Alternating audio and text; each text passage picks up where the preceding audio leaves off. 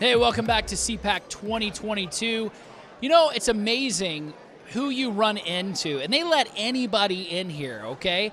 And I'll just tell you, we're Liberty University. We have prime real estate, and who other than Nigel Farage, who's dropping by the booth, who is the architect of Brexit, and welcome. Well, thank you. And I also like to think that I'm a friend of Liberty. You are a friend, You know, absolutely. I had a fantastic morning when I came to your university, had a wonderful time, spoke at your convocation, got an honorary doctorate from Liberty, which I'm very proud Dr. of. Farage. And is hanging up on the wall at home, I can tell you. And this is the first time. This is the first time that I've caught up with Liberty since, so I'm thrilled to be here. Well, we're honored. I just want to talk a little bit about what's happening right now globally and also here in the United States. From your point of view, being right across the pond, obviously there's the crisis in Ukraine, there's weakness in the Biden administration. There is a great awakening taking place in America to a lot of this deconstruction. And then also recognizing, too, that even as much as we try, we work hard, right, pay taxes, send our kids to school, there is this sense, and I think a lot of Americans are waking up to the realities of the economic world that we're living in. Globalism is far more advanced than maybe we recognize. We were probably a little naive to it. You understood it because of what was happening in Brussels, and you were having it shoved down your throat.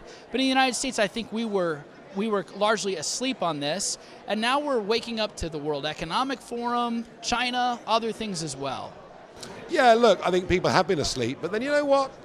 When a country's comparatively well off, when people aren't starving, when people have got nice homes and good jobs and hot water and washing machines, they're content. Yeah. And so they don't see perhaps sometimes the dangers that creep up.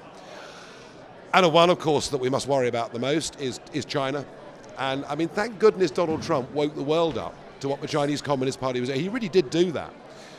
Short term, obviously, it's Putin. Putin preying on weakness, the Western alliance looking in trouble like it never has before, the catastrophic decision to withdraw from Afghanistan without even referencing your closest allies, us, astonishing. Biden disappeared. And where's Biden now? Right now, the siege of Kiev is being fought right now. People are dying, fighting and dying right now. The Ukrainian president's life is under, constant danger, yet bravely. Yes. Bravely, there he is, being a leader. He chose to stay. Terrific. I mean, shades of Churchill, all That's that right. stuff. All that I stuff. agree. Yeah. Where's Joe Biden? We don't know. Where is he? Where is he? In his bunker in Delaware. He should be in Brussels right now at NATO Command Center with the other world leaders, Western leaders, sitting with him, making a statement that says to Putin, so far and no further. We're deeply unhappy with what you've done. We promise you, if you set one foot into Estonia or Poland, we will be in an all-out war with you and we will crush you. And that is the only way to stop this man. Putin, I've always thought of as a clever man. I now worry whether he's lost the rational function. He's a bully, he's a thug. We've got to stand up to him, but we need American leadership. We need it more now than we've needed it for decades. And I really mean that. I totally agree. It was obvious to many Americans who were watching the presidential cycle. There was questions surrounding his acuity. It wasn't just Republicans saying this. It was Democrats, both sides of the aisle. But weakness was clearly demonstrated back in August during the withdrawal from Afghanistan. We needlessly lost American lives there and civilian lives that were put in jeopardy, and we did not have to forfeit what we had. And that jeopardized security, not only there, but obviously in Eastern Europe. Well, globally. Yeah, globally. Globally. I mean, that's the point, isn't it? Globally. So, I'll tell you what, if Donald Trump was in the White House, this wouldn't have happened. And whatever faults people find in Trump's personality, and some people find him, he's says things that, perhaps sometimes really? Like upset what? No, people. kidding.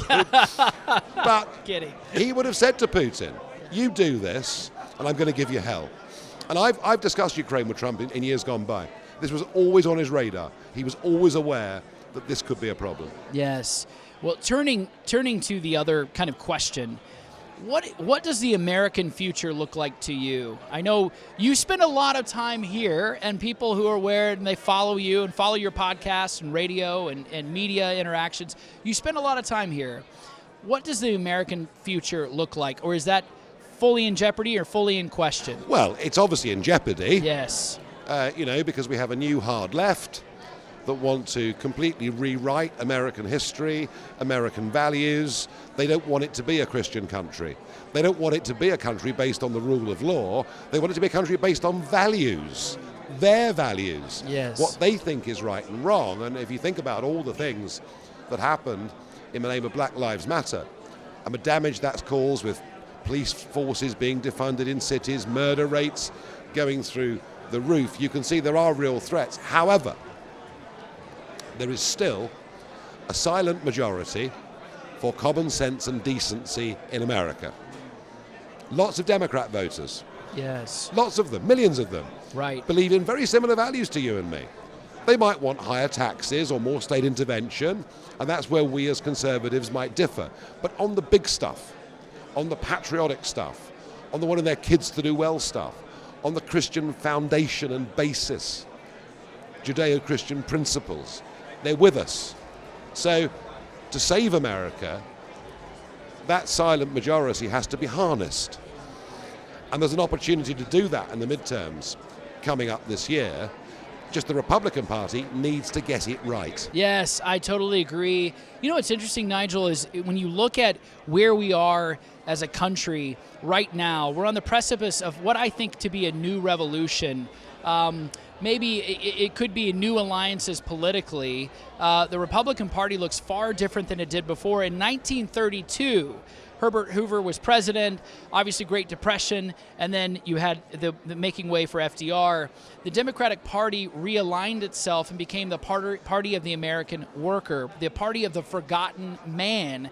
And right now, more than ever, you look at education, you look at faith, you look at family, freedom, all of these issues, and conservatives are winning and forming new majorities across the board. Yes, and they're getting active, and they're standing for school boards. And so this is part of what I'm talking about. This is part of the silent majority beginning to make their voice heard. The silent majority saying, if we just sit by and do nothing, we could lose this. And it matters, not just for America, but for the entire Western world. If America falls, we all fall. So the threats are there, but it's all winnable. It just needs mobilization. Absolutely. Great word from a great man. Nigel, thank you for joining us. Thank you.